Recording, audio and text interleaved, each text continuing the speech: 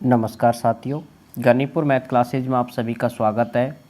और कल जो एग्ज़ाम है वित्तीय साक्षरता क्विज की, उसके अंदर आपको पहले जो भाग नंबर 1 है, जिन्होंने भी स्टूडेंटों ने नहीं देखा है वो आपको डिस्क्रिप्शन में लिंक मिल जाएगा, वो भाग 1 को देख सकते हैं। आज भाग नंबर 2 स्टार्ट है, ठीक है। सेकंड पार्ट देख सकते हो आप आज इसका। तो कुछ मोस्ट क्वेश्चंस हैं इसके अंदर, उनको मैं यहाँ पर हल करवा रहा हूँ। कौन से उपकरण निगोशिएबल इंस्ट्रूमेंट एक्ट 1881 का हिस्सा नहीं है? तो इसके अंदर आपका है कि कौन सा हिस्सा नहीं है। तो इसमें आपको ऑप्शन में इस तरह से दिए हुए हैं। तो ट्रेजडी बिल है या करेंसी बिल है। तो यहाँ पर मैं आपको बता देता हूँ, जो इंस्ट्रूमेंट एक्ट 1881 का जो हिस्सा नहीं है वो एक तो ट्रेजडी बिल नहीं होता है और करेंसी नोट नहीं होते हैं, ठीक है। बाकी सब डिमांड ड्राफ्ट पहले ये चलता था, पे ऑर्डर भी पहले चलता था और बैंकर चेक पहले चलते थे। लेकिन जो ट्रेजडी के जो बिल हैं वो लगभग 2014 से स्टार्ट हुए हैं, ठीक है। और करेंसी नोट है ये अभी आरबीआई ने अभी स्टार्ट किया है, इन्होंने, ज़्यादा समय नहीं हुआ इसको। तो इसका जो आंसर है वो केवल ए और बी हो जाएगा, ठीक है।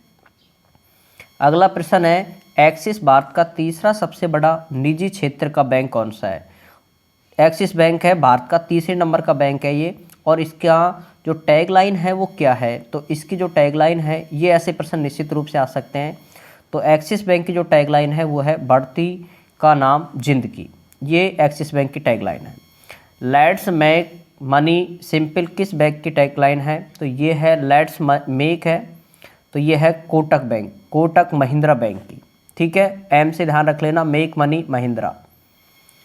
और अगला है इसके अंदर प्योर, प्योर यानी शुद्ध।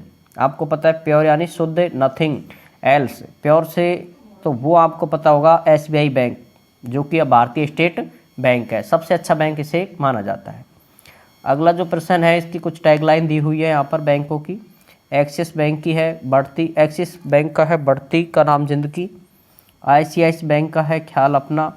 और यूनियन बैंक ऑफ इंडिया है, उसका है good people to bank with. ये भी आप सभी याद रखें, ये काफ़ी मोस्ट है यहाँ पर। नेक्स्ट प्रश्न है, कॉरपोरेशन बैंक की टैगलाइन क्या है? तो कॉरपोरेशन बैंक की टैगलाइन है यहाँ पर, इसको आप कमेंट्स कर सकते हो कि कौन सा है इसकी टैगलाइन। जिन जिन छात्रों को आ रहा है कमेंट्स करें इसकी। यहाँ पर देखें, इसकी जो टैगलाइन है वो है सर्व जना सुखिने भवन्तु।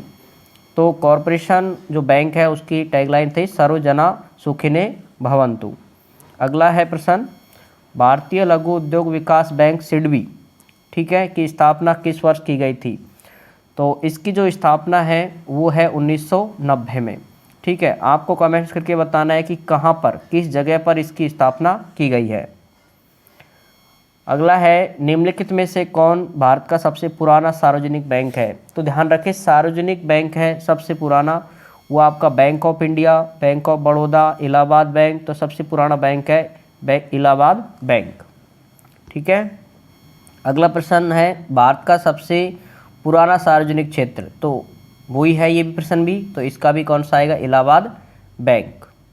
नेक्स्ट क्वेश्चन है, भारतीय रिजर्व बैंक के गवर्नर के रूप में कार्य करने वाले एकमात्र प्रधानमंत्री, ठीक है। ये प्रश्न थोड़ा ज़्यादा मोस्ट है कि एक ही प्रधानमंत्री है जो भारतीय रिजर्व बैंक आरबीआई इसके गवर्नर रहे हैं, वो थे डॉक्टर मनमोहन सिंह, ठीक है।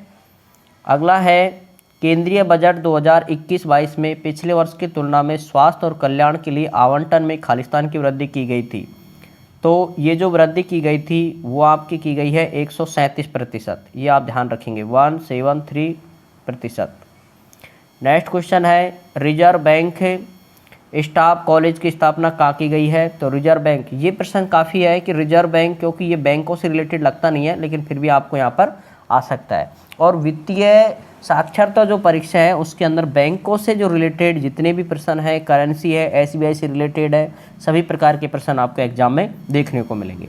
तो रिजर्व बैंक स्टाफ कॉलेज की स्थापना ये की गई है चेन्नई में, ठीक है। अगला प्रश्न है, वह न्यूनतम राशि क्या है जिसे रियल टाइम ग्रॉस सेटलमेंटल आरटीजीएस, ये मैंने पिछली वीडियो में पूछा था इसकी फुल फॉर्म, जो कि कमेंट्स के द्वारा काफ़ी स्टूडेंटों ने उसका सही भी जवाब दिया है।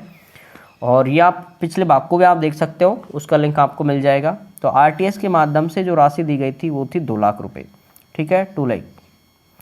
अगली है नेक्स्ट क्वेश्चन, 2007 में यूटीआई बैंक का नाम बदल करके आपको कर दिया गया था। तो ये बैंक कौन सा था? एक्सिस बैंक था, जिसको यूटीआई नाम बदल करके उनका नाम चेंज कर दिया था, एक्सिस बैंक।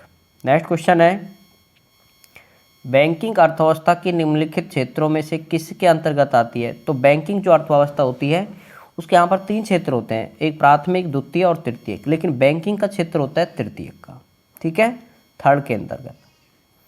नेक्स्ट क्वेश्चन है, भारतीय रिजर्व बैंक के वर्तमान गवर्नर सितंबर 2022 तक कौन थे? तो ये आपके थे रघुराम राजन थे।